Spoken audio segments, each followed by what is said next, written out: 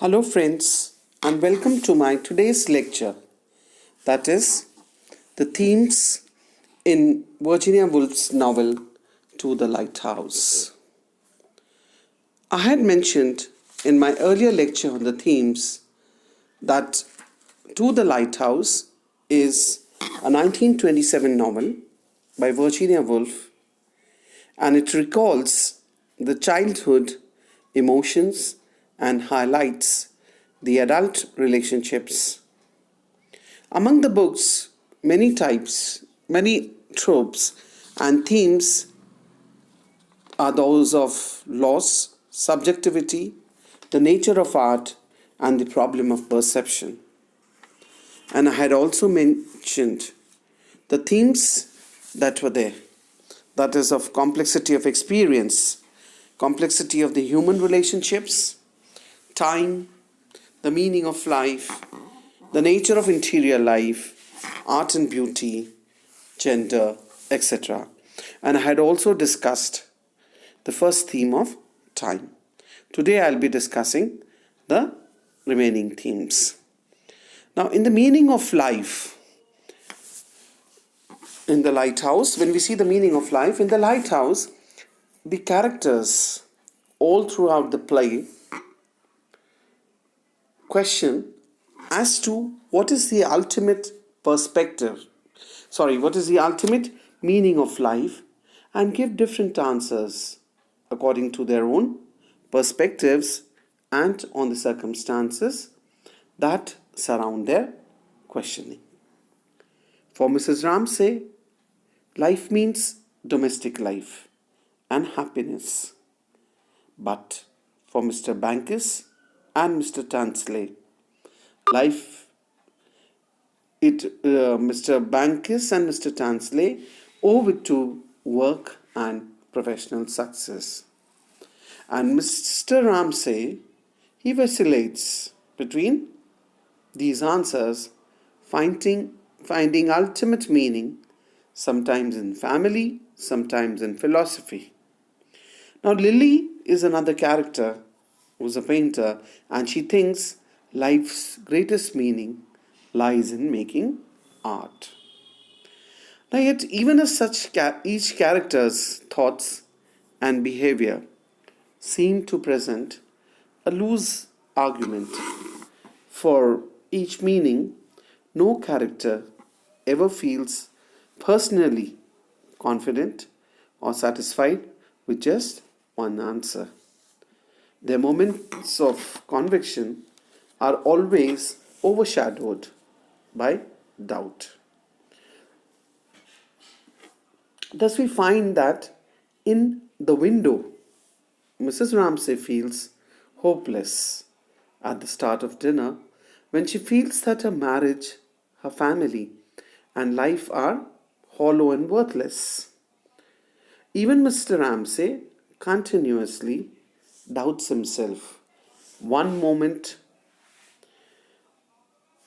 he disparages his family life, next moment he disparages his professional life, forever relying on Mrs. Ramsay for sympathy and praise to soothe his spirits. Now, we also see that Mr. Tansley feels bitter pain and hurt at the dinner table. This proves the weightage that he actually gives to the world of human relations, which he calls meaningless.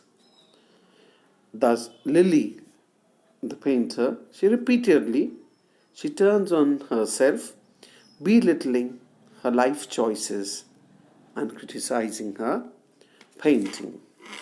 Now, no matter where the characters of this novel, To the Lighthouse, find meaning in their lives, but those meanings are related to the theme of time. Now, a character's viewpoint on life is always affected by his relationship to time. When characters or individuals feel that human action transcends mortality, to move along the edges, or when they are able to luxuriate in the present moment and feel the breadth of a human lifespan, then they are able to feel that life is actually meaningful. Now, meaningful, and it is also worthwhile. Thus, reading Sir Walter Scott, Ramsay feels that the ongoing torch or the light of human accomplishment, which is passed on from one person to another, is much more meaningful than the identity of each individual torch carrier. Thinking this way, he no longer worries about his own achievements, but feels happy knowing that his work in philosophy will be carried on by the other thinkers in the future. Whereas, on the other hand, now Mr. Banks, when he tastes Mrs. Ramsay's beef dish at dinner, he's finally grounded in the pleasure of the present moment and can thereby see the merit or the advantages in domestic rituals he had previously considered to be meaningless. Now, there is ultimately no one meaning of life, and instead of reaching for one, the novel shows that the meaning is subjective, contingent upon circumstances and perspective. So each life then contains many meanings, which shift and change from year to year and from moment to moment.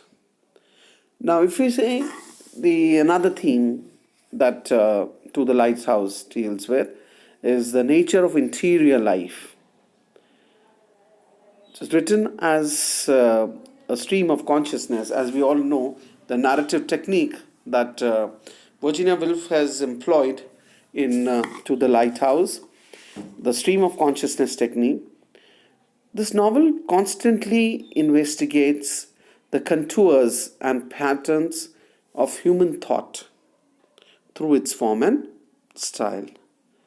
Now, while writing within the perspective of a single character, Woolf's sentences, they leap back and forth between various impressions, memories, and emotions. And formally, they also illustrate the associative nature of an individual's mind. Lofty thoughts, they stand at par with everyday ones.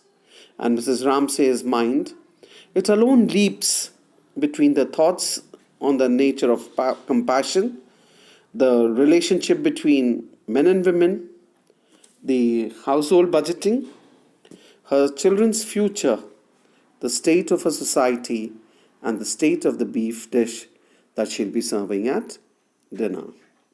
Now, emotions too, they flash quickly in and out, so that Mrs. Ramsay's indignation at Mr. Ramsay's exclamation, "Damn you!" it is restored to admiration just a few seconds later when he offers to double check on the weather he has so adamantly insisted will be poor. Now, while capable of such quicksilver change, the mind is also capable of extended preservation, so that Mr. Tansley's insult floats in Lily's mind 10 years later, even after she's forgotten who said it. Over the course of the novel, we see that Woolf is also constantly leaping back and forth between the minds of different characters, and this technique narrates things which go on in the mind of different characters. Though everyone's mind shares an associative, eclectic tendency, individual minds are also distinguishable enough from one another that Woolf sometimes, she doesn't even have to indicate that so and so person has leapt from one person's perspective to another's. As we see when the text jumps from Lily's to Mrs. Ramsay's mind at the end of dinner in the window. Likewise, Mr. Ramsay's stream of consciousness is immediately distinguishable from Mrs. Ramsay's in its lack of particular material detail, that is, the flowers, the stars, and other such quotidian beauties that Mrs. Ramsay laments his inability to notice. Now, as it slides in and out of the different characters' minds, the novel's figuration further suggests that the divide between the internal and external life might not be that rigid. After all, repeating metaphors of the mind as a pool of water and as a beehive transform abstract, private thought into a concrete, shared element of the natural world. Every aspect of the novel speaks to the diversity of the interior life, the diversity of different thoughts and thought patterns that characterize different individuals' stream of consciousness. Now, Lily's reflection towards the end of the novel that in order to see Mrs. Ramsay clearly, a person would need 50 pairs of eyes.